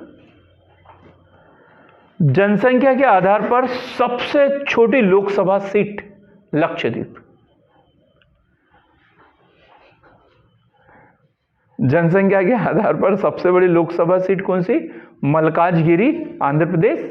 और जनसंख्या के आधार पर सबसे छोटी लोकसभा सीट लक्षद्वीप। अमरदीप चिंता मत करो, आपको दिल्ली भी ले चलेंगे, ठीक है। क्षेत्रफल के आधार पर सबसे बड़ी लोकसभा सीट, अब बोलो अमरदीप। लद्दाख।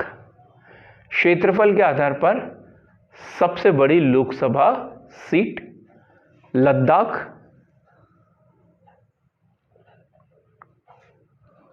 और क्षेत्रफल के आधार पर सबसे छोटी लोकसभा सीट। अब कुछ तो बोलो सरिता, अब बोलने का मौका है, बड़ा अच्छा मौका है। चांदनी चौक दिल्ली, चांदनी चौक दिल्ली।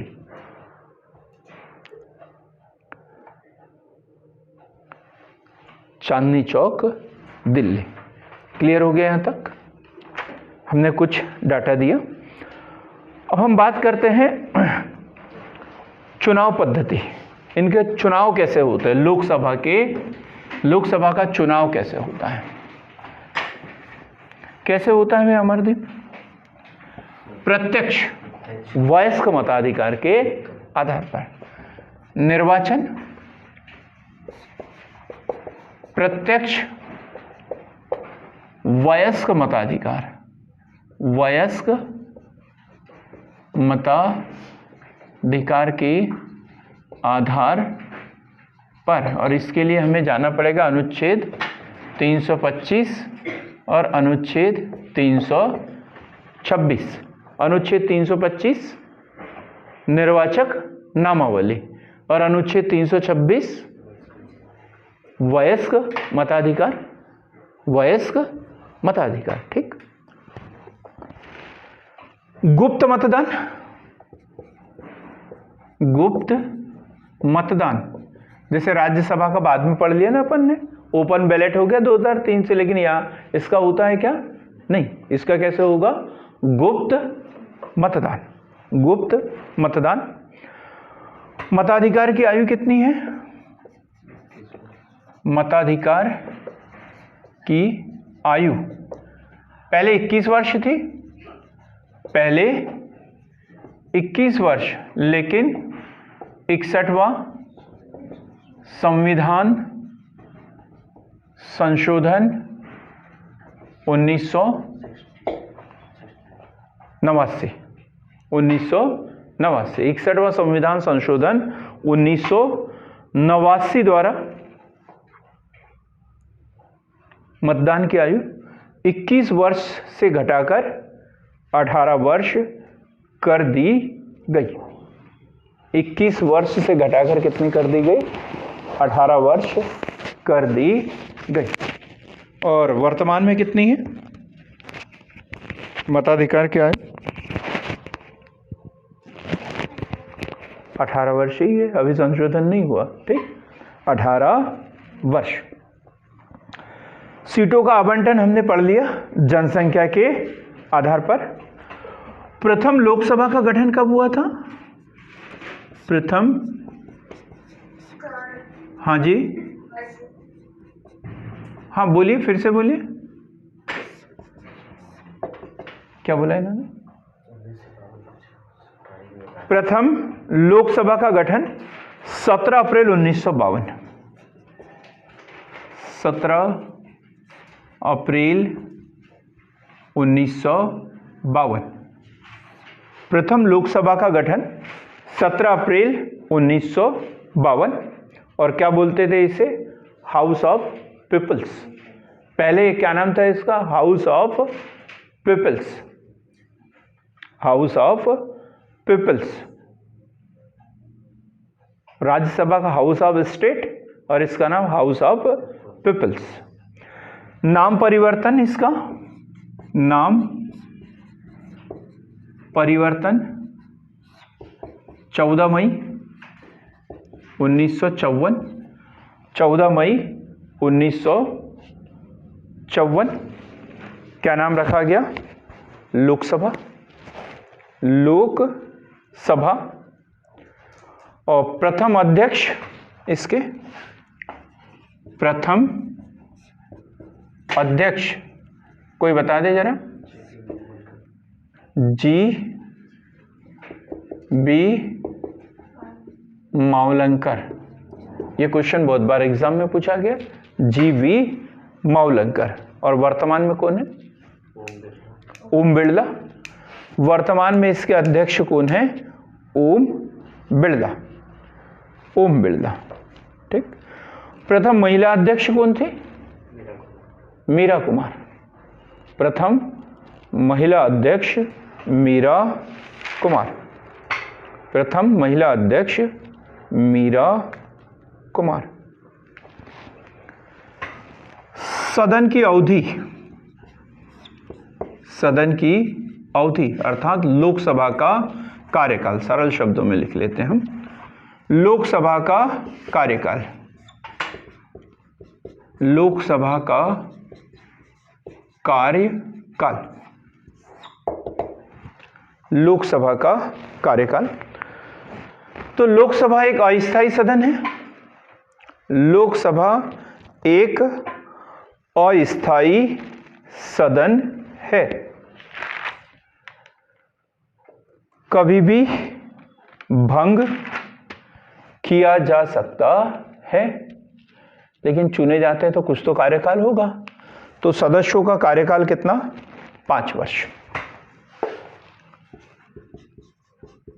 सदस्यों का कार्यकाल, सदस्यों का कार्यकाल कितना? 5 वर्ष। बीच में कभी परिवर्तन हुआ था क्या? 1 साल के लिए, है ना। तो 42वां संविधान संशोधन, फिर जाएंगे हम इसके पास में, लघु संविधान, बढ़ रहे हैं ना हम लघु संविधान की ओर। अब कितना सारा डाटा आ गया उस। तो 42वां संविधान संशोधन अधिनियम के तहत कार्यकाल बढ़ाकर 6 वर्ष कर दिया गया था, कर दिया गया था, लेकिन क्या? 44वां संविधान संशोधन 1978, 44वां संविधान संशोधन अधिनियम 1978 1978 द्वारा कार्यकाल पुनः 5 वर्ष कर दिया गया, पुनः 5 वर्ष कर दिया गया। क्लियर है? कार्यकाल 5 वर्ष। अस्थायी सदन है, कभी भी इसे भंग किया जा सकता है, लेकिन फिर भी सदस्यों का कार्यकाल 5 वर्ष का होता है। बीच में 42वां संविधान संशोधन 1976 द्वारा इसे बढ़ाकर 6 वर्ष कर दिया गया था, लेकिन 44वां संविधान संशोधन 1978 द्वारा पुनः इसका कार्यकाल 5 वर्ष कर दिया गया। अब योग्यता, संसद सदस्य की योग्यता की बात कर रहे हैं हम। संसद सदस्यों की योग्यता हमने राज्यसभा का पढ़ लिया। किस अनुच्छेद में प्रावधान है? राज्यसभा के सदस्यों का कार्य, राज्यसभा के सदस्यों का, राज्यसभा के सदस्यों का कार्यकाल किस अनुच्छेद में प्रावधान है? नहीं जी, हमने क्या बोला? संसद सदस्यों की योग्यता। अब संसद में लोकसभा भी है और राज्यसभा भी है, तो इसी में 84 अनुच्छेद 84 84, अनुच्छेद 84 में बस सिर्फ एक अंतर है उम्र का। लोकसभा का सदस्य है तो 25 वर्ष और राज्यसभा का सदस्य है तो 30 वर्ष। बाकी सदस्यों की योग्यताएं जैसे कि वैसे, जैसे भारत का नागरिक हो, भारत का नागरिक हो, लाभ के पद पर न हो, लाभ के पद पर न हो, सक्षम न्यायालय द्वारा पागल या दिवालिया घोषित न किया गया हो, पागल या दिवालिया घोषित न किया गया हो, और क्या 25 वर्ष की आयु पूरी कर ली हो। राज्यसभा का सदस्य है तो 30 वर्ष और लोकसभा का सदस्य है तो 25 वर्ष। ये लिखा हुआ है उसमें अनुच्छेद 84 में। ठीक, क्लियर एकदम। अब जन प्रतिनिधित्व अधिनियम 1951, एक योग्यता इसमें यह भी है जन प्रतिनिधित्व अधिनियम 1951 में क्या दिया है? व्यक्ति योग्यता है, ये भी उस व्यक्ति को राज्य या संघ शासित क्षेत्र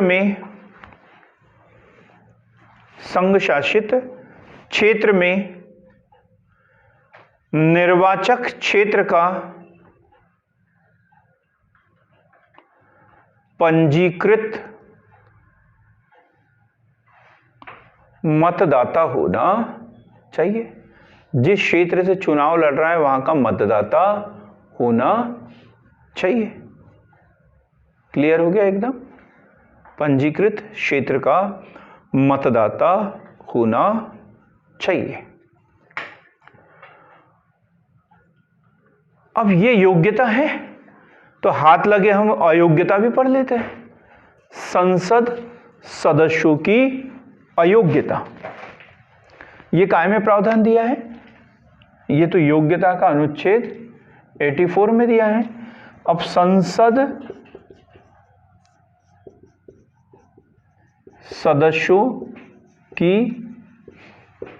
अयोग्यता, संसद सदस्यों की अयोग्यता, ये काय में प्रावधान दिया है? 85 में। गलत। अनुच्छेद 102 कितनी बार पढ़ा होगा? 102 और 103। अनुच्छेद 102 विनिश्चय कि वो अयोग्य है या नहीं, उसकी कंडिकाएं दी है किस कारण से अयोग्य होगा। और 103 में क्या दिया है? उसे टर्मिनेट करना, निलंबित करना राष्ट्रपति द्वारा। ठीक, तो क्या पढ़ेंगे हम? अनुच्छेद 102। अनुच्छेद 102 में उसकी अयोग्यता से संबंधित प्रावधान दिए हुए हैं। तो अब हमने योग्यता में क्या दिया है? योग्यता में क्या लिखा है? लाभ के पद पर न हो। अब यदि वो संसद सदस्य है, लोकसभा का हो या राज्यसभा का हो, और उसके बाद में यदि कहीं वो लाभ का पद ग्रहण कर लेता है तो फिर क्या होगा? उसकी सदस्यता हटा दी जाएगी ना, हटा दी जाएगी। तो क्लियर हो गया ना पहला पॉइंट। भारत सरकार व राज्य सरकार के अधीन लाभ के पद पर हो, लाभ के पद पर हो। दूसरा,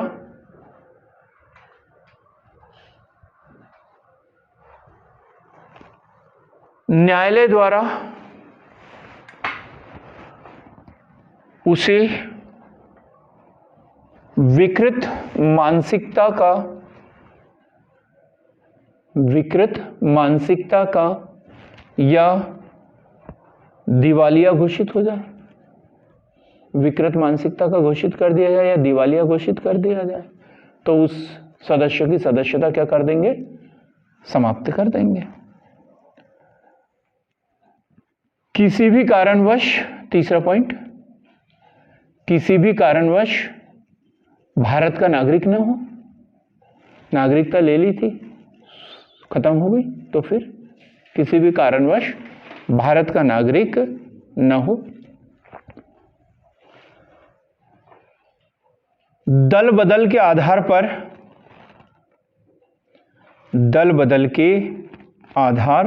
पर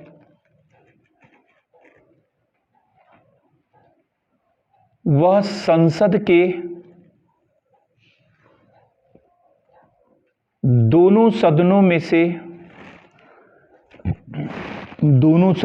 से किसी एक की सदस्यता ग्रहण की हो, एक की सदस्यता ग्रहण की हो, तो सदस्यता खत्म हो जाएगी। ये तो सीधा सा दिया है अनुच्छेद 102 में कि इस आधार पर उसे अयोग्य घोषित किया जा सकता है। अयोग्य कौन घोषित करता है? अनुच्छेद 103 में हम पढ़ेंगे। अयोग्य कौन घोषित करता है उसे? ऊपर के जो 3 आधार है, ऊपर के 3 आधार कौन कौन से?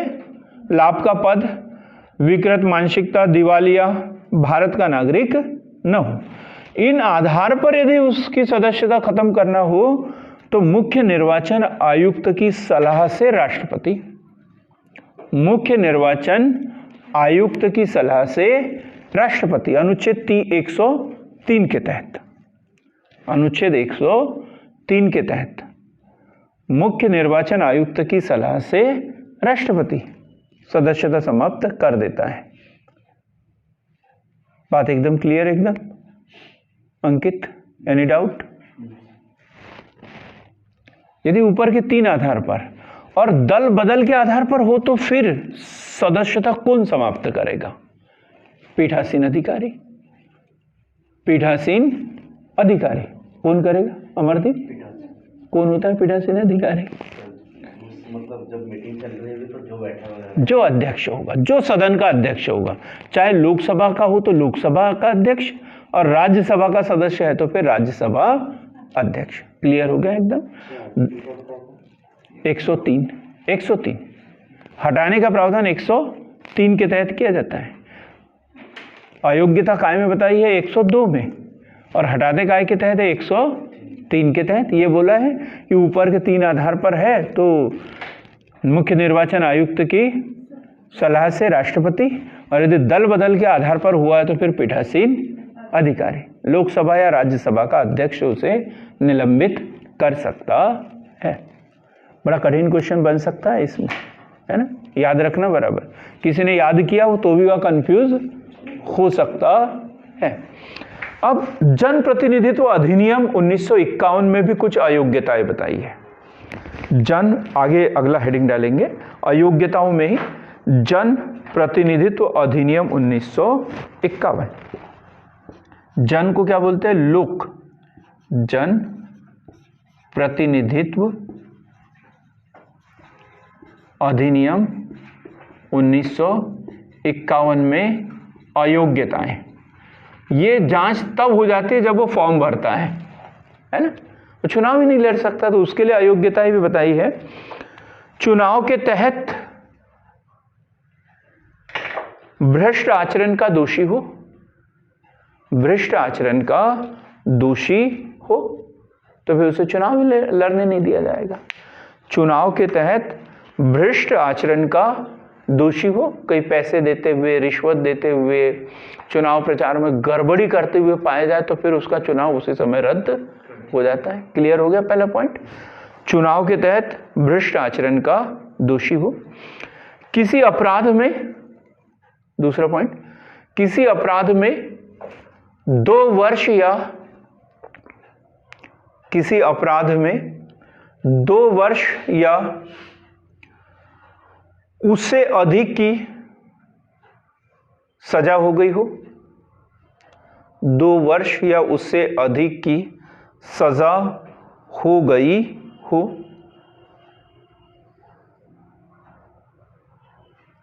तीसरा पॉइंट, निर्धारित समय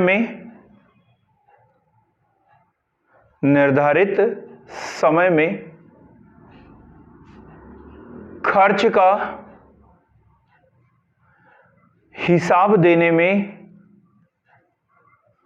असमर्थ रहा हो।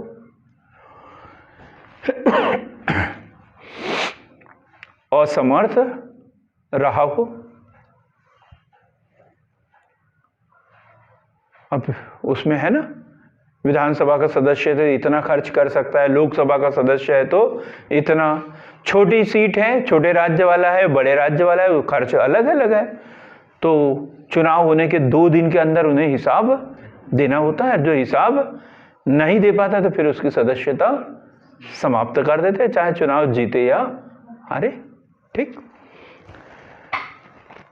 ऐसे निगम में, चौथा पॉइंट जो भी हो, ऐसे निगम में लाभ के पद पर हो, ऐसे निगम में लाभ के पद पर हो जिसमें सरकार की 25% हिस्सेदारी हो, सरकार की 25% हिस्सेदारी हो। क्लियर है? कुछ आपराधिक मामले जैसे दहेज प्रथा, अस्पृश्यता, इसके कारण में इसमें भी दोषी पाया जाता है तो फिर उसे चुनाव लड़ने का कोई अधिकार नहीं है।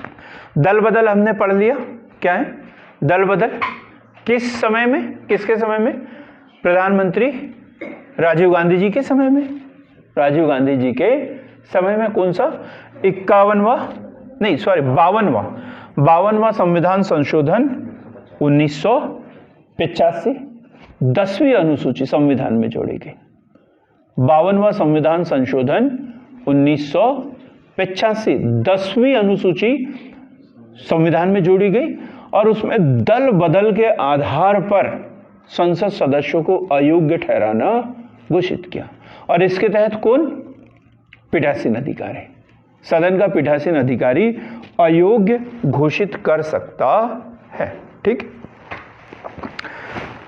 और भी पदरिक्ति, संसद की पदरिक्ति कब मानी जाती है?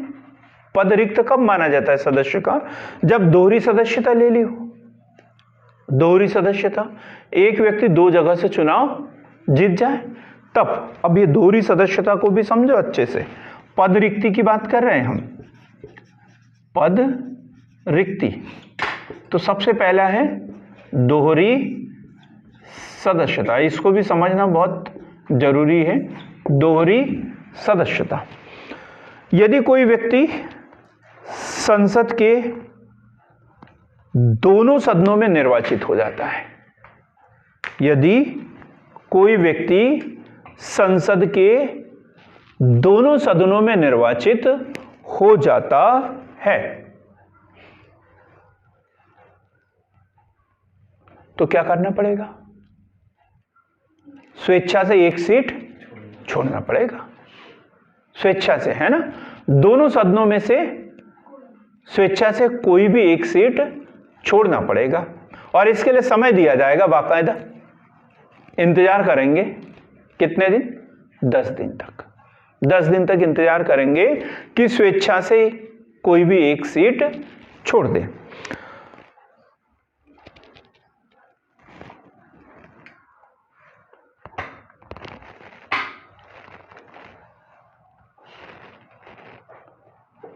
स्वेच्छा से कोई भी एक सीट छोड़ दे। अब क्या होता है? संसद व विधानसभा में निर्वाचित हो गया, संसद का भी सदस्य चुना गया और विधानसभा का भी सदस्य चुना गया, तो फिर कितने दिन का समय देंगे उसे? फिर 14 दिन का।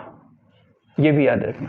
देखो, दोनों सदनों का चुना जाता है तो 10 दिन का, और 10 दिन के भीतर उसे निर्णय लेना पड़ेगा कि कौन से सदन का सदस्य उसे रहना है। संसद व विधानसभा में निर्वाचित होता है तो 14 दिनों के भीतर उसे निर्णय लेना पड़ेगा,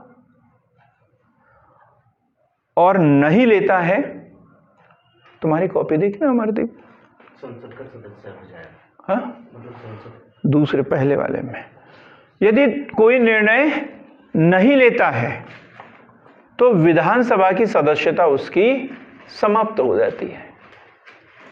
विधानसभा की सदस्यता उसकी समाप्त हो जाती है। क्लियर कर दिया? क्या बोला? संसद और विधानसभा में निर्वाचित होता है तो 14 दिनों के भीतर उसे निर्णय लेना पड़ेगा। हो सकता है उसे सीएम बनना हो तो विधानसभा का सदस्य बना रहेगा और लोकसभा की सदस्यता से वो त्यागपत्र दे देगा यदि उसे सीएम बनना हो तो। और यदि उसे पता है कि सीएम तो बनने वाला नहीं हूं तो फिर 14 दिन के अंदर यदि वो त्यागपत्र नहीं भी देता है राज्य विधानसभा से तो विधानसभा की सदस्यता अपने आप ही उसकी समाप्त हो जाती है। नहीं, अमरदीप नहीं मिला, जन दो, राज्यसभा का रहता है सर, है ना? उसको इस्तीफा नहीं देगा तो उच्च ठीक। सदन का ही रहेगा। अब ऊपर वाला देखें हम, यदि उसमें क्या पढ़ा था? यदि कोई व्यक्ति संसद के दोनों में निर्वाचित हो जाए, दोनों सदनों में निर्वाचित हो जाए, लोकसभा और राज्यसभा, तब उसे कितने दिन का समय दिया था? 10 दिन का समय दिया था। और उस बीच में यदि वो कोई निर्णय नहीं लेता है तो राज्यसभा का सदस्य बना रहेगा, उच्च सदन का सदस्य बना रहेगा। लोकसभा सदस्य की सदस्यता उसकी समाप्त हो जाती है। ठीक,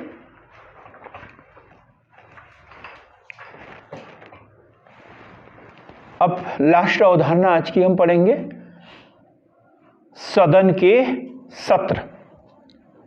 सदन के सत्र, एक वर्ष में कम से कम कितने सदन होना चाहिए, सत्र होना चाहिए? 2। एक वर्ष में कम से कम 2 सत्र होना चाहिए। 2 सत्रों के बीच में कितने दिन से अधिक का गैप नहीं होना चाहिए? 6 माह से अधिक का गैप नहीं होना चाहिए। 6 माह से अधिक का गैप नहीं होना चाहिए, कम से कम 2 सत्र, और 2 सत्रों के बीच में 6 माह से अधिक का अंतराल नहीं होना चाहिए। परंपरागत रूप से भारत में कितने सत्र होते हैं? 3 सत्र होते हैं। तो सबसे पहला है बजट सत्र। पहला कौन सा है? बजट सत्र।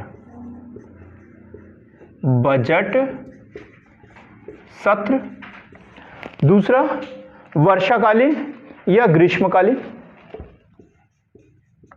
वर्षाकालीन या ग्रीष्मकालीन। ठीक, क्योंकि ऋतु ये 2 ही होती है, ग्रीष्म ऋतु और शीत ऋतु। बारिश जो होती है वो ग्रीष्म ऋतु में होती है, हम उसे वर्षा ऋतु स्थानीय तौर पर बोलते हैं। वैसे ऋतु ये मूल रूप से कितनी होती है? 2, ग्रीष्म और शीत, और वो भी सूर्य के उत्तरायण और दक्षिणायन होने के आधार पर।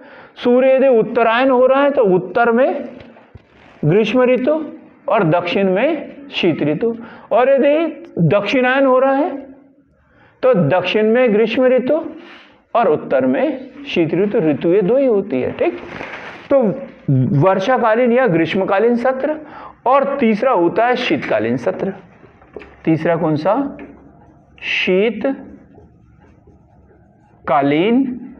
सत्र। तो सबसे एक बजट सत्र, दूसरा वर्षाकालीन या ग्रीष्मकालीन, और दूसरा शीतकालीन सत्र। तो बजट सत्र कब होगा भाई? सरल सा क्वेश्चन पूछ लिया, बजट सत्र कब होगा? दीक्षा बताओ आप, इससे सरल कोई क्वेश्चन नहीं हो सकता, दुनिया में नहीं हो सकता।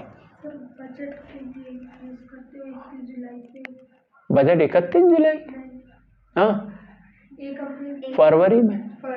फरवरी में होता है ना, फरवरी में बजट बनता है ना। तो 1 फरवरी मार्च में, फरवरी मार्च में बजट सत्र कब? फरवरी मार्च में। वर्षाकालीन या ग्रीष्मकालीन सत्र जुलाई, और शीतकालीन सत्र नवंबर दिसंबर। एक चौथा भी सत्र हो सकता है, कौन सा होगा? अंकेट, देखो आपको कितना फेमस कर रहा हूं मैं। आपातकालीन सत्र। कौन सा? आपातकालीन या विशेष सत्र। आपातकालीन या विशेष सत्र। 14 दिन पूर्व सूचना पर, 14 दिन पूर्व सूचना पर राष्ट्रपति महोदय द्वारा लोकसभा अध्यक्ष की सहमति से, लोकसभा अध्यक्ष की सहमति से विशेष सत्र आमंत्रित कर सकते हैं। आमंत्रित कर सकते हैं। क्या? हाँ, राष्ट्रपति महोदय 14 दिन की पूर्व सूचना देकर लोकसभा अध्यक्ष की सहमति से विशेष सत्र आमंत्रित कर सकता है। ठीक, अभी हमारा इसमें बचा हुआ है, अगला जो वीडियो होगा हम इसमें लोकसभा की शक्तियां, कार्य आदि हम पूरा पढ़ेंगे। संसद के पीठासीन अधिकारी या लोकसभा के पीठासीन अधिकारी वगैरह कंप्लीट हम पढ़ेंगे। सार्थक पहल के साथ जुड़ने के लिए आप लोगों का बहुत बहुत धन्यवाद।